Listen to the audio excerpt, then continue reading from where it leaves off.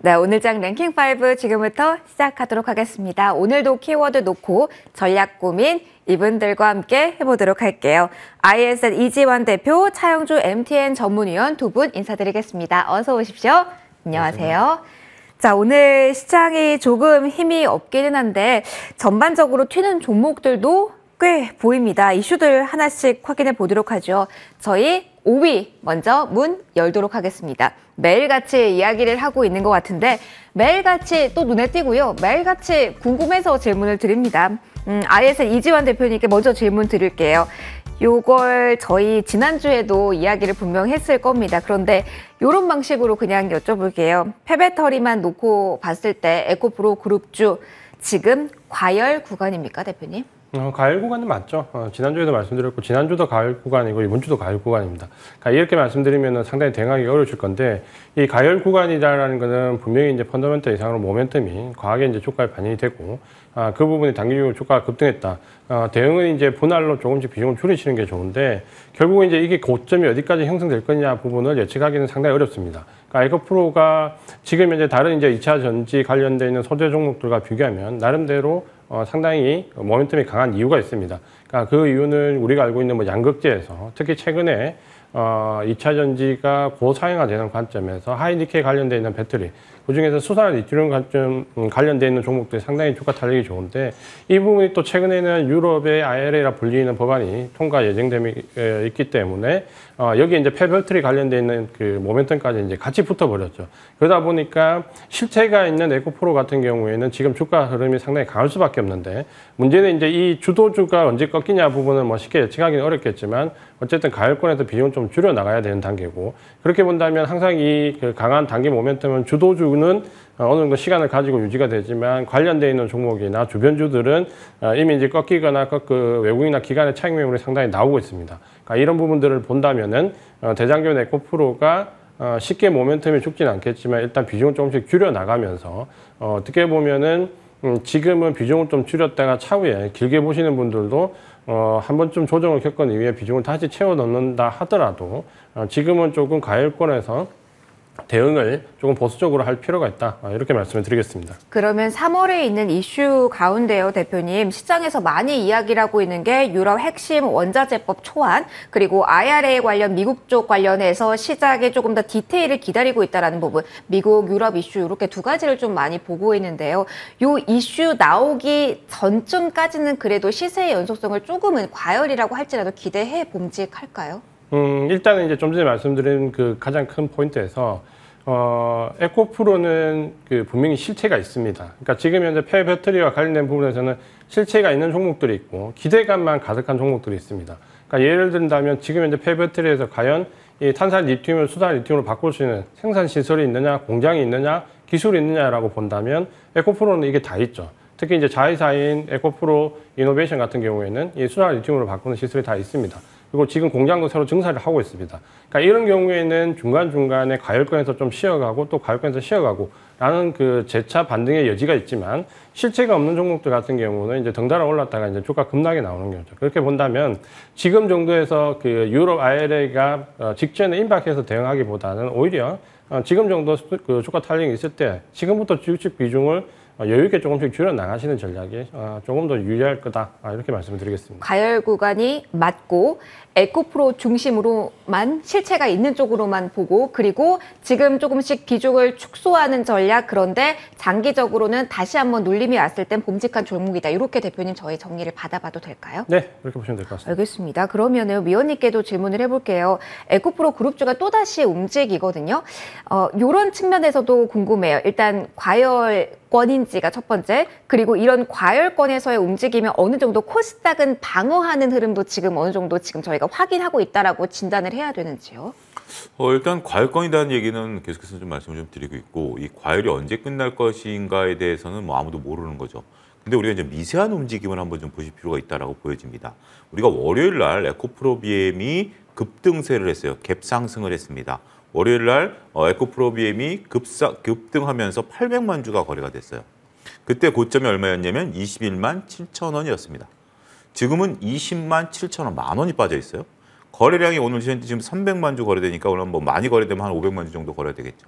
그러면 자, 오늘 500만 주 거래되면서 21만 7천 원을 못 들어주면 단기적으로 봤을 때 에코프로비엠이 월요일 날 현재 시장에서 가장 강했었던 종목인데 그때 거래량이 800만 주 거래되면서 고점을 못 들으면 이때 저항대가 되겠죠. 자, 두 번째로 오늘 강한 종목은 에코프로입니다. 에코프로비엠은 월요일 날 강했고 오늘 에코프로 같은 경우는 월요일 날 고점을 뚫어줬어요. 그런데 거래량을 놓고 보면 오늘 한 200만 주 거래가 됐습니다. 그러면 최근에 거래가 많이 된 게 250만 주 거래량이거든요. 그럼 250만 주 거래량이 터지면서 오늘 고점을 뚫었다. 이게 언제냐면 2월 중순 거래량을 뚫어준 겁니다. 가격은 얼마 올랐다? 대략 한 30% 이상 올라가 있는 상태. 그러면 어느 정도 저는 이 거래량과 지금 이제 가격선에 있어서 지금 이걸 가지고 펀드멘탈로 접근한다라는 것은 이미 뭐 펀드멘탈은 다 알려진 상황들이고 이전 대표께서도 펀드멘탈을 잘 설명해 주셨어요. 근데 이 펀드멘탈에 대한 밸류에 대한 부분들을 놓고 보면 우리가 이제 기술적 분석으로 저는 접근해야 된다라고 보거든요. 그러니까 어떠한 방식이 우세하다라기보다는 우리가 주가가 처음에 이렇게 강한 동력을 받을 때는 펀드멘탈을 봐야죠. 하지만 지금 많은 대부분의 대부분이 아니라 많은 분들이 또 일부 밸류에 대한 얘기들을 하실 때는 그때는 저는 기술적 분석을 봐야 된다라고 보거든요. 네. 지금 기술적 분석으로 본다라면 충분히 상당히 우려할 만한 신호들이 나오고 있다. 그러니까 지금 에코프로만 놓고 보면 오히려 신호를 포착하기는 쉽지는 않아요. 근데 에코프로 BM을 놓고 보면 저는 나름대로 신호가 있다라고 보여집니다. 그런 것을 에코프로 BM과 에코프로를 연결해서 보면 충분히 지금 현재 시세는 우리가 우려할 단계에 이미 진입을 했다. 저는 그렇게 말씀드리고 싶습니다. 알겠습니다. 그럼 요것만 짧게요. 그럼에도 불구하고 위원님 2차 전지 내에서 수급 큰 손들의 돈은 여기에 아직도 머무르고 있다라고 저희는 가정을 해도 될까요? 근데 그 돈은 언제든지 빠져나갈 수 있는 거죠. 지금은 어떻게 보면 재기적인 현상. 그러니까 2차 전지를 사면 조금 밀려도 누구든지 따라올 거야 라고 지금 하는 심리가 팽배해 있어요. 근데 이 심리는 이거 심리이기 때문에 지금 2차 전지에 대해서 거듭 말씀드리지만 펀드멘탈로 접근하는 게 아니라 2차 전지는 자고 나니까 또 내가 서로 물려서 고민하고 밤잠을 서로 쳤는데 다음날 돼 보니까 또 번듯이 또 다른 사람들이 와서 사주네. 내가 저기 그 전고체를 샀는데 전고체가 안 움직이다가 이틀 있으니까 또 올라오네. 이런 어떤 현상들이 좀 벌어지고 있다라고 보여집니다. 이거는 제가 볼 때는 특이한 현상은 아니고요. 주식시장에 항상 있었던 현상들이에요. 주식시장이 항상 일부 섹터들이 강한 두 가지 조건이 충족이 되는 거죠. 하나는 지수가 버티고 있는 거죠. 2,400을 안 끼고 있기 때문에 지금 지수가 2,300으로 내려가고 있다라고 쳐보세요. 많은 분들이 공포감에 휩싸이죠. 그렇기 때문에 지수가 버티고 있다는 거. 두 번째는 지금 이 섹터가 오히려 시간이 갈수록 더 강해지다 보니까 확신을 갖는 거예요. 자, 지금 우리가 챗GPT라든지 이런 인공지능에 대해서 두려움 느끼시는 분 계신가요? 별로 없죠. 근데 주가는 지금 현재 머물러 있죠. 이제 관심이 불과 우리가 한 달 전만 하더라도 매일 챗GPT만 다뤘어요. 맞아요. 그랬어요. 그리고 지금은 또 매일 2차 전지만 다뤄요. 그렇죠? 그렇기 때문에 이 현상들을 놓고 이게 영원할 것처럼 보이지만 한 달 전만 하더라도 챗GPT가 영원할 걸로 봤지만 지금은 2차 전지로 와 있다. 이건 또 다음 달에는 또 무슨 얘기를 하고 있을지 저도 좀 궁금하다. 그 말씀드리겠습니다. 저희가 선제적으로 알 수 있으면 참 좋을 텐데 그걸 알기가 참 어려워요. 그렇죠. 그럼에도 한번 고민해보죠. 가장 이야기가 많이 나오는 섹터가 마침 4위에 있어서 바로 열어보도록 하겠습니다. 3월의 주인공이 될 수 있을까요? 말씀해 주셨다시피 저희가 챗 GPT에 대한 인공지능에 대한 얘기 정말 많이 하다가 폐배터리 이쪽으로 넘어왔거든요. 그런데 슬슬 제약 바이오 쪽에 이야기를 하고 있어서 다음 타자가 될 수 있을지 선점도 필요할지 고민을 좀 해볼게요. 사실 이번 주 들어서 지난주 후반부터 조금 느낌은 다르다 이런 말도 솔솔 들리긴 하던데 이지원 대표님 어떻습니까? 사실 셀트리온이 대장주로 전반적인 투심에 영향을 많이 주다 보니까 셀트리온 그룹주가 이슈를 받으면서 조금씩 온기가 느껴지는 과정, 그 과정 속에서 제약 바이오주를 바라보는 시선도 조금씩 바뀌어가고 있다? 이번 달에 주목할 만하다? 주목해야 된다? 이렇게까지도 볼 수 있을지요? 일단 이제 제약 바이오가 상당히 조정을 많이 받았습니다. 팬데믹 이후에 특히 그 팬데믹 관련되어 있는 종목들이 급등한 이후에 조정을 이끌었고 팬데믹 이후에 계속해서 대형 제약사들은 주가가 상당히 좋지가 않았습니다.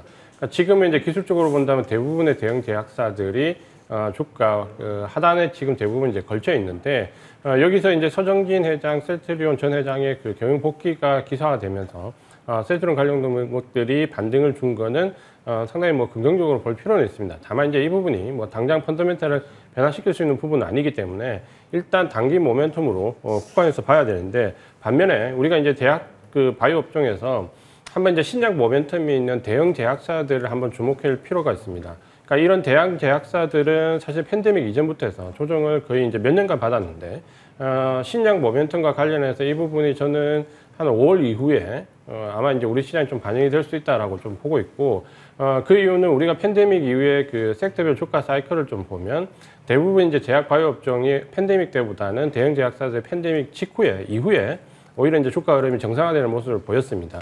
가장 큰 이유는 팬데믹 때는 의료 보건 관련되어 있는 종목들, 그 섹터들도 대부분 수요가 발생하지 않기 때문에 대형 제약사 실적이 좋지 않고요. 신약 출시를 대부분 팬데믹 이후로 미루는 경향이 있습니다. 그게 이제 올해부터 아마 본격적으로 신약 모멘텀이 이제 볼 수 있는데, 그렇게 본다면 이전의 바이오 종목들보다는 신약 모멘텀이 있는 대형 제약사들, 주가를 충분히 조정받은 종목들 위주로 한번 올해는 중장기적인 관점에서 좀 접근해 볼 필요가 있다. 다만 단기적으로 본다면 지금 현재 미국의 그 섹터별 등락을 보면 유틸리티나 필수 소비재 그리고 헬스케어가 좋지가 않습니다. 그러니까 경기 방어적인 업종들이 오히려 주가 조정을 많이 받고 있기 때문에 주가가 조정을 받았다고 해서 단기적인 관점으로 접근하시는 경우는 조금 어려움을 겪을 수 있고, 올 한 해 하반기까지 신약 모멘텀, 특히 셀트리온과 같이 바이오 시밀러 쪽에 좀 기반을 두고 있는 대형 제약사들 위주로 관심은 가져볼 만하다, 이렇게 말씀을 드리겠습니다. 반드시 가격 메리트가 수반된 종목만을 봐야 되는 걸까요? 아니면은 여기 안에서도 그동안 좀 버텨준 쪽에서 조금 더 시세가 날 가능성이 있을까요? 제가 볼 때는 이제 그 팬데믹과 관련해서 버텼던 종목들보다는요, 지금은 대형 제약사들, 예를 들면 셀트리온 같은 경우도 지금 7월 이후에 바이오 시밀러 쪽에 특허가 풀리는 신약 모멘텀들이 지금 이미 작년 그 특허 조율을 마치고 생산을 할 준비를 하고 있습니다. 그러니까 이렇게 신약 모멘텀 있는 쪽에 삼성바이오로직스나 셀트리온 같이 주가도 충분히 좀 조정을 받았고, 신약 모멘텀을 가지고 실제적으로 실적이 레벨업 될 수 있는 종목들, 여기에 좀 국한해서 보시는 게 좋을 것 같습니다. 서서히 실적에 대한 민감도가 높아지는 시작이 아닐까 싶기도 합니다. 위원님께도 여쭤볼게요. 결국 바이오도 실적을 봐야 되는 걸까요? 그렇다면 셀트리온에 대해서는 지금 어떤 시선을 가져야 되는 건가요? 아무래도 우리가 이제 그 인공지능과 그 이 2차 전지와 제약 바이오는 좀 결이 다르다, 이렇게 말씀드릴 수가 있겠습니다. 어떻게 보면 2차 전지, 물론 2차 전지도 오래되긴 했습니다만 이제 Q가 확대되는 어떤 거, 그다음에 이제 인공지능은 우리가 이제 새로운 먹거리라는 거죠. 근데 제약 바이오 같은 경우는 이미 우리한테 친숙한 기업들이죠. 그리고 결국은 새로운 어떤 모멘텀들, 이전 대표께서 정확히 지적하셨어요. 신약 모멘텀이 있어야 돼요. 이거는 신약 모멘텀이 없고 단순하게 우리가 많은 분들이 제약 바이오에 대해서 생각하시는 게 2015년서부터 2017년대를 생각하고 계시는 것 같아요. 아직까지. 그때가 지금 2차 전지 같은 분위기였어요. 제약 바이오가 뭐 새로운 뉴스만 나오면 어디서 신약 개발을 한다면 제약 바이오가 다 오르고 막 그랬던 시기였어요. 그런 것들은 좀 빨리 잊으셔야 된다라고 보여지고, 자, 셀트리온으로 돌아와서 보면 결국 저는 원포인트 셀트리온 지금 주가다라고 말씀드릴 수 있겠습니다. 특히 이제 서정진 회장께서 처음에 복귀를 선언했을 때 주가가 올라가고 그 다음날 빠졌다가 어제 이제 그저께죠. 그저께 오후에 얘기가 나온 게 뭐냐면 내가 원포인트로 좀 들어오고 요 현안만 해결하면 다시 빠져나오겠다라고 하면서 어제 오늘 주가가 올라간 거거든요. 요 현안이 뭘까요? 결국 셀트리온 3사의 합병 문제죠. 그런 부분들은 대주주가 주도적으로 결정할 수밖에 없는 부분들. 그 이후부터 가장 많이 오른 게 뭐죠? 셀트리온 제약. 네. 그다음에 오늘 셀트리온 오히려 빠지죠. 그러니까 셀트리온 같은 경우는 특별히 수혜를 볼 게 없어요.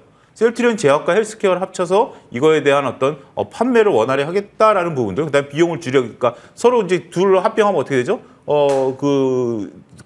경영진들이라고 보여주는 우리 이제 일반 관리비가 줄어들게 되죠. 뭐 총무팀도 하나가 됐고 인사팀도 하나가 되니까 이런 것들이 줄어들게 되죠. 그렇게 돼서 지금 시너지 효과가 나타나는 거거든요. 그렇기 때문에 제약 위주로 지금 이제 그 합병 비율로 따지면 그쪽이 가장 강하기 때문에 올라가는 건데, 오늘 또 윗골을 달았기 때문에 약간의 오버밸류가 나오긴 했습니다. 그래서 결국 셀트리온 같은 경우는 지금 투자자분들께서 많이 현명해지셨어요. 딱 그 이슈가 나왔을 때 다른 제약바들이 안 움직이는 것도 저는 굉장히 현명한 처사다라고 말씀드릴 수가 있겠고, 셀트리온 제약과 헬스케어가 올라가고 셀트리온이 빠진다. 이것은 굉장히 현명한 거죠. 우리가 지금 SM은 올라가지만 카카오가 빠진 것도 굉장히 현명한 투자자분들의 대응이다라고 말씀드릴 수 있듯이, 이제는 단순하게 이슈몰이가 된 것들이 무작정 묻지마로 들어가는 부분들은 아니다라는 것도 투자자분들이 잘 시장을 읽어내셔야 되지 않을까 싶습니다. 네, 알겠습니다. 제약바이오는 사실 좀 많이 까다로운 업종군이긴 한데요. 두 분의 의견 좀 공통 분모가 많았습니다. 한번 참고를 해보시고요. 저희 3위로 올라가도록 할게요. 3위로 올라가서 이 이야기 해볼 겁니다. 오후짝에 조금 더 튀고 있는 종목 가운데 유난히 출산 관련주가 많이 뛰어서 요걸 가지고 왔습니다. 갑자기 많이 뛰다 보니까 특징주로 묶여서 기사들이 좀 당시 좀 많이 나왔습니다. 연관 지어서 볼만한 기사가 딱히 없어서 그냥 이걸 제목으로 달았는데요. 미혼 청년 75% 이상 결혼 계획 있다. 이거랑 묶여서 설명이 많이 되더라고요. 사실은 뭐 이야기가 이렇게 되면 안 되겠죠. 요 이야기도 함께 해보고요. 그런데 지금 좀 더 확인을 해보니까 윤 대통령 측에서 과감하고 확실한 저출산 대책 마련하라. 이렇게 출산율 쇼크 사태와 관련해서 관련된 대책, 대통령 주재 저출산위 회의가 이른 시일 내 개최된다라는 뉴스가 조금 전에 나왔네요. 이러한 이슈까지 맞물려서 질문을 해보도록 할게요. 이재원 대표님. 사실 이걸 어떻게 봐야 되는지 모르겠습니다. 뭐 이 기사는 사실 저희가 한번 웃어보자고 한 번 더 엮여서 가져온 거기 때문에 우리가 계획은 세우잖아요. 계획대로 안 되는 일이 많아서 그렇지. 그렇기 때문에 이걸 보면 안 될 것 같긴 한데 어떻습니까? 지금 정책 모멘텀에 기대해서 저출산 관련주 튀는 흐름에 조금은 발을 담궈보는 전략 어떤 아이디어 주실까요? 사실 뭐 전 뉴스를 저도 이제 보고 들어왔는데, 네. 주가를 움직인 직접적인 원인으로 그렇게 적어놨더라고요. 근데 물론 이제 저 부분은 이제 하나의 단기 이제 테마 그 모멘텀이라고 봐야 될 것 같고요. 오늘 꿈비가 20% 이상 급등하면서 이유를 이제 저 기사로 달았는데, 저것도 이제 하나의 뭐 단기적인 이유가 되겠지만, 어쨌든 이제 정책과 관련된 부분에서 최근에 이 정책과 관련된 부분이 주가에 반영되는 부분이 쏟아지고 있습니다. 그래서 이제 호재도 있고 악재도 있는데, 사실 이제 어떻게 보면 이제 악재가 더 많았죠. 은행주를 비롯해서 상당히 많은 악재들이 노출되었고 정책에 반하는, 거기에 반해서 이제 출산, 저출산과 관련된 부분은 호재로 조금 주가 인식을 하는 경우가 간혹 있죠. 그래서 지금 현재는 어떻게 보면 이 저출산 관련주는 쏟아지는 정책 관련돼 있는 종목들, 테마들 중에 그냥 하나의 테마로 인식을 하시면 될 것 같고요. 뭐 이 부분이 주가의 연속성이 나온다거나 추세를 형성한다거나 이렇게 좀 보기는 어려울 것 같고, 오늘 이제 저 뉴스를 보고 제가 든 생각은 저 수치가 과연 맞을까라는 의문감도 상당히 좀 들더라고요.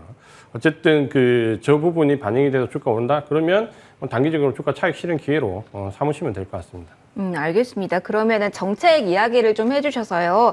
요걸 시기적으로 활용해보는 전략은 대표님 어떻게 생각하실까요? 3월 말에서 4월에 저출산위 회의가 주재하려고 했으나 지금 보니까 출산율 쇼크 사태로 인해서 이를 앞당긴다고 하거든요. 그러면은 이달 중순까지라고 기대를 해봤을 때 조금 더 구체화된 전략이 나오는 그 시점 전까지를 좀 노려보는 전략도 조금 무리일까요?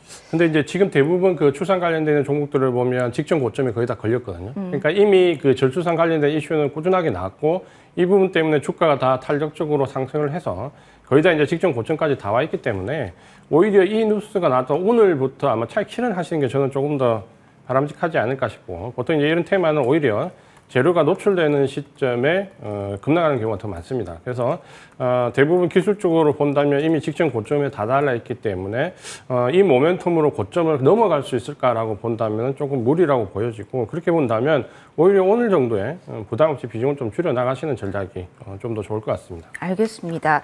비중을 줄여 나가는 게 좋겠다라는 이야기 해주셨고요. 위원님께도 요 수급적인 흐름을 좀 짧게 질문을 드릴게요. 이걸 정책 모멘텀, 정책주 가운데서의 자금의 이동이라고 본다면 위원님께서 생각하는 지금 정책주의 이 카테고리를 어떻게 보시나요? 오늘은 저출산이 좀 강하긴 한데요. 아무래도 대통령발 뉴스가 이제 굉장히 좀 중요한 이슈다라고 말씀드릴 수가 있겠죠. 대통령께서 관심을 갖는 사항이고, 그다음에 이제 이 시기를 따르겠다. 그리고 저도 이제 그 속보 기사를 봤는데 일단 확실한 대책을 좀 세워라라는 거죠. 저도 궁금합니다. 뭐가 나올 수 있을지. 정말 저출산과 관련해서 저도 할 얘기가 상당히 좀 많은 사람이고, 우리가 이제 지금 데이터가 나온 거 보면 280조를 쏟아부었는데 서울 기준으로 보면 0.5 이하로 떨어졌어요. 그렇기 때문에 굉장히 안타까운 시선인데 정말 획기적인 대책이 나왔으면 좋겠습니다. 그래서 정말 이 주식들이 막 날아가고 우리 이제 자녀들도 좀 많아지고 우리 인구 구조도 좋아지고 좀 했으면 좋겠습니다. 근데 현실적으로 과연 무엇이 나올 수 있을지에 대한 좀 의구심은 좀 있어요. 그렇기 때문에 아무리 이게 더군다나 지금 뭐 돈을 쏟아붓는다, 정책적으로 한다, 이 심리를 건드리지 않는 한 아무리 이제 자식을 낳고 저도 아이를 키우고 있습니다만 이게 무슨 뭐 돈을 더 준다고 해서 아이를 더 키우거나든지 아니면 뭐 이런 부분들은 아니잖아요. 그렇죠, 아니죠. 이게 내가 아이를 낳겠다라는 마음을 먹기까지의 환경을 조성해 줘야 되는데 글쎄요, 뭐 그런 게 나왔으면 정말 좋겠다라는 바람은 갖고 있습니다만 현실적으로는 글쎄 무엇이 있을지 저도 좀 의구심이 좀 들어가고요. 그렇다면 지금에서는 테마, 지금 현재 아무래도 올해의 특징 중에 하나 그거 아니겠습니까? 테마, 특히 이제 정부 테마주들이 굉장히 강한 흐름들 보여주고 있다라는 것들이기 때문에 그런 움직임으로 아직까지는 좀 보고 있는데 마음 한켠에서는 정말 좋은 대책 나왔으면 좋겠습니다. 어떤 대책이 나오면 좋을지도 감이 안 잡히기는 한데 이슈와 함께 계속 주목은 해보도록 하죠. 왜냐하면 정책에 대한 모멘텀을 유독 강하게 받는 올해 시장 분위기이기 때문에 업데이트되는 뉴스 있으면 저희 정책 관련 모멘텀 다시 한번 랭킹5에서 다뤄드리도록 할게요. 저희 2위로 넘어가겠습니다. 2위는 오늘 단독으로 이야기를 해보는 종목은 요거 아닐까 싶습니다. 저희가 전면에 세운 종목은 DB 하이텍입니다. 안 한다고 했습니다. 다시 합니다. 그런데 분위기는 다릅니다. 여기서부터 시작을 해보죠. 위원님과 먼저 시작할게요. DB 하이텍이 지금 구간에 오후에 다시 한번 조금 호가차게 들썩들썩이고 있습니다. DB 하이텍 위원님, 뭐가 다른 겁니까? 주주 환원에 대한 코멘트에 주목을 한 겁니까? 아니면 이 물적 분할을 받아들이는 시장 분위기가 바뀐 건가요? 두 가지가 다 바뀌었다라고 좀 말씀드릴 수가 있겠습니다. 우리가 이제 물적 분할하면 조금 주주들이 소외되는 부분들이 분명 존재를 했었죠. 그래서 올 가을부터는 물적 분할을 하게 될 경우에는 무조건 주식 매수 청구권을 부여하도록 돼 있습니다. 이제 그 전에 이제 서두른다라는 점이 그렇긴 합니다만 일단 DB 하이텍이 지금 이제 물적 분할하는 건 이제 두 가지죠. 하나는 물건을 만드는 회사가 있고 물건을 설계하는 회사가 있는데 이게 같이 있다 보니까 주력이 이제 물건을 만드는 건데 이 물건을 만드는 거는 다른 데서 설계도를 갖고 와서 만드는 거거든요. 근데 이제 설계하는 회사가 있다 보니까 물건을 맡기는 측에서는 우리 이 설계도가 유출되는 거 아니야? 이런 것들 때문에 물건을 생산을 못 맡긴다라는 거죠. 그 생산이 어디로 가느냐? 다 TSMC로 간다라는 거죠. 그래서 DB 측에서는 생산하는 회사를 놔두고 설계하는 회사를 물적 분할해가지고 비상장 자회사로 밑에다 집어넣겠다 이런 개념인 거죠. 일단 지금 이번에는 비상장으로 놔두겠다. 뭐 시장에서는 아직까지 삐딱한 시선이 있습니다. 뭐 언젠가 니네가 상장할 수 있는 거 아니야? 라고 보지만 이게 회사 규모가 작기 때문에 상장하기가 그렇게 녹록지 않습니다.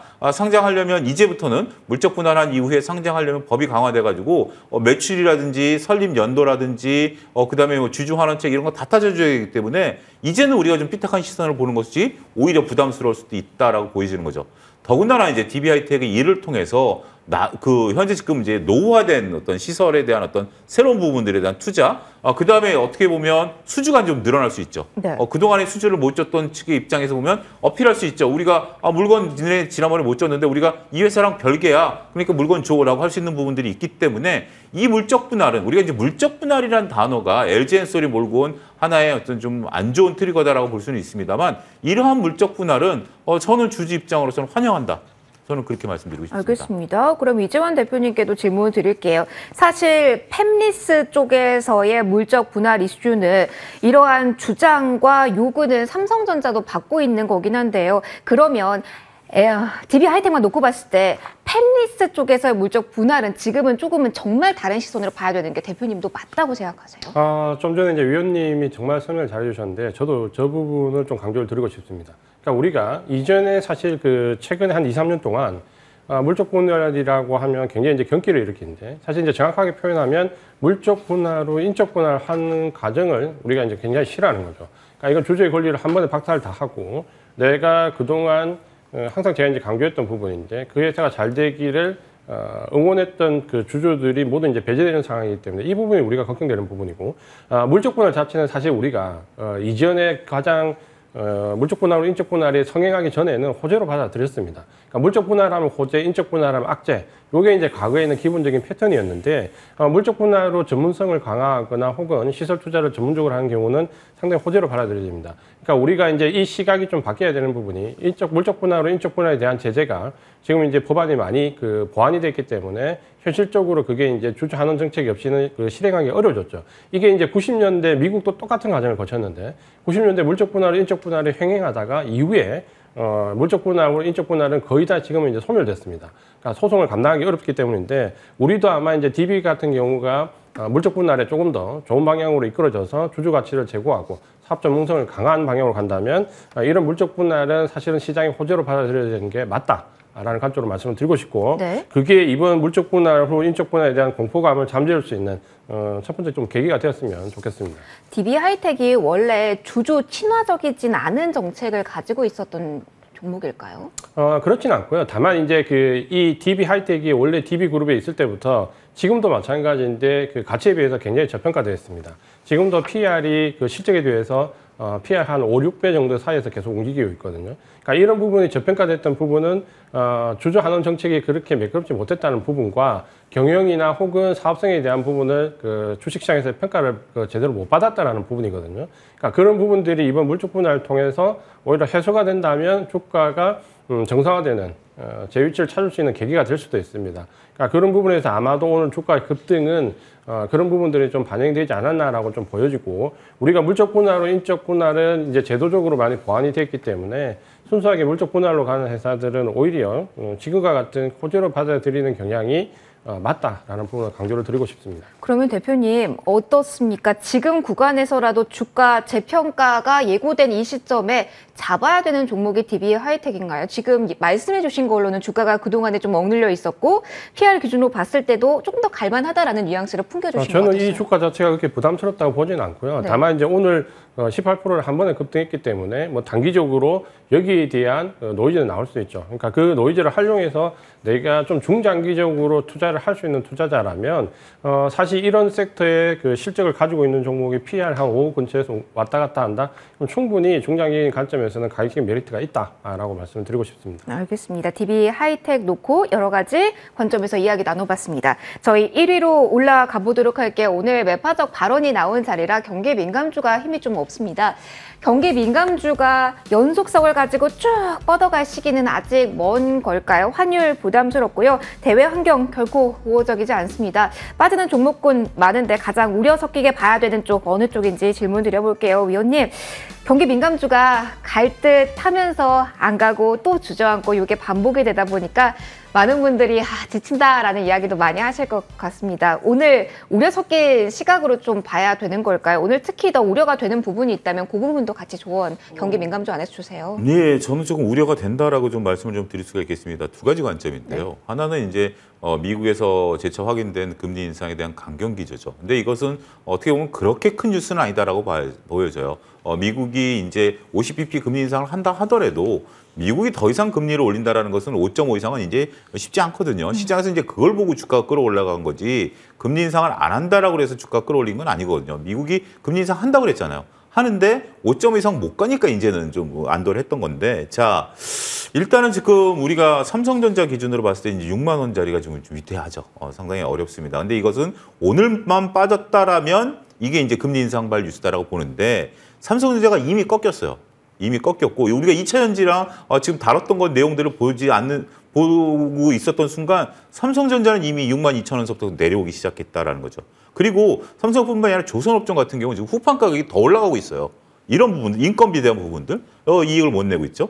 더군다나 이런 부분들, 뭐 건설 지금 좀 어렵죠. 다 어렵기 때문에 만약에 여기서 이게 지금 어떠한 트리거가 되는지 여기 금리 인상발 트리거가 되던 뭐가 됐던 미국도 조정이 한번 좀 세게 나오면서 우리가 삼성전자가 일단 저는 순차적 공격이라고 봐요. 6만 원이 먼저 깨지고 그다음에 2,400이 깨지게 된다라면 나머지 지금 이제 저렇게 우리가 마음 놓고 투자했었던 테마주들 그다음에 시세가 쏠렸던 종목들 이런 것들이 과연 어떻게 움직일지 저는 조금 위험한 수준의 경계감은 우리가 이제 가질 때가 됐다.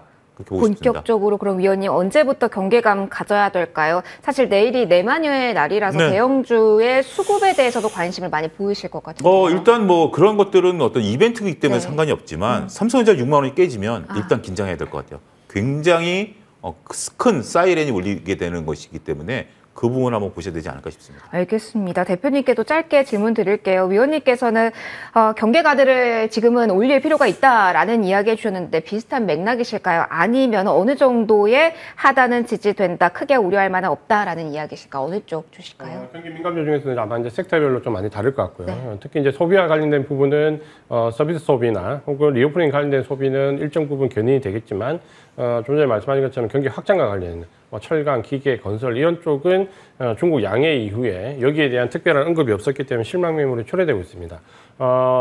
특히 이제 그 내일 선물옵션 만기 이후가 사실은 좀 더 중요할 것 같고요. 내일은 이제 만기권이기 때문에 변동성이 좀 제한된다 하더라도 이후에 이제 소비주와 관련돼서 과연 외국이나 기관이 선택을 할 것이냐라는 부분은 조금 더 특히 철강, 기계, 건설 쪽을 좀 유심히 보실 필요가 있을 것 같고 중국 소비와 관련된 리오프닝과 관련된 부분은 오히려 만기가 지나면 조금 그 저점을 잡을 수 있습니다. 그러니까 이런 부분에 소비와 경기 확장 쪽을 조금 구분해서 생각을 좀 하시는 게 좋을 것 같고 미국도 마찬가지고 우리도 마찬가지고 중국도 마찬가지지만 지금 이제 그 1월, 2월에 조금 오버슈팅 됐던 그 소비가 어느 정도 제자리를 찾을 때 주가가 변동성이 커질 수 있기 때문에 그 부분을 좀 참고를 하셔서 대응을 하시는 게 좋을 것 같습니다. 알겠습니다. 어려운 시장이네요. 자, 키워드 이 정도에서 마무리하고요. 저희 원픽과 함께 AS 순서로 넘어가도록 하겠습니다. 대표님께 바로 마이크 넘기도록 할게요. 저희 LG 에너지 솔루션 3번이나 추천을 받았고요. 저희 지금 수익권입니다. 최고가 기준으로 했을 때는 23% 넘는 수익 챙기고 있는 구간인데 아무래도 2차전지 대형주 궁금하실 테니까 지금 자리에서 대응 짧게 그리고 오늘의 원픽도 이어서 좀 들려주실까요? 2차전지와 관련된 종목은 2차전지 소재와 조금 구분하셔서 대응을 하셨으면 좋겠습니다. 소재는 지금 이제 단기 가을권에서 내일 선물옵션 만기 이후에 조정을 좀 크게 받을 수 있지만 2차전지 관련된 섹터들은 사실 그렇게 상승폭이 크지 않습니다. 좀 장기적으로 호흡을 가지고 하시는 분들은 직전 고점을 좀 넘어서서 중장기적으로 한 3분기 정도까지 대응을 해보시는 전략으로 가시면 좋을 것 같고 지금 2차전지 소재 때문에 많은 분들이 고민을 하실 건데 굳이 지금 뭐 쫓아가면서 잡으려고 생각하시지 마시고 3분기, 4분기까지 충분히 기회가 있으니까 좀 조정을 받을 때까지 좀 기다리시는 전략으로 보시는 게 좋을 것 같습니다. 그러면 오늘 새롭게 접근할 종목으로는 원픽 어떤 종목 주실까요? 오늘 이제 기아에 대해서 좀 말씀드릴 건데요. 이전에 이제 제가 그 반도체 2차전지와 함께 그 자동차를 좀 유심히 볼 필요가 있다. 말씀드렸고 특히 이제 전기차로 넘어가면서 지금은 모든 게 이제 2차전지에 쏠려 있지만 전기차에 이제 본연의 그 섹터에 집중하게 되면은 뭐 공조 시스템이나 프레임이나 타이어 그리고 전기차 본연과 관련된 종목들이 움직일 수 있는데 그런 점에서 현대차나 기아는 내연기관차보다는 오히려 전기기관차에서 조금 강점이 있습니다. 기아는 하이브리드에서 지금 판매가 굉장히 호조로 되어 있고 전기차에서도 상당히 호조가 되기 때문에 한번 좀 관심을 가져가시고 대응을 하시면 좋을 것 같습니다. 가격대 한 번만 언급해 주실까요? 목표 가격은 지금 뭐 단기로 잡으시는 분들은 10만 원 좀 언저리 밑에 한 9만 5천 정도까지 잡으시면 될 것 같고요.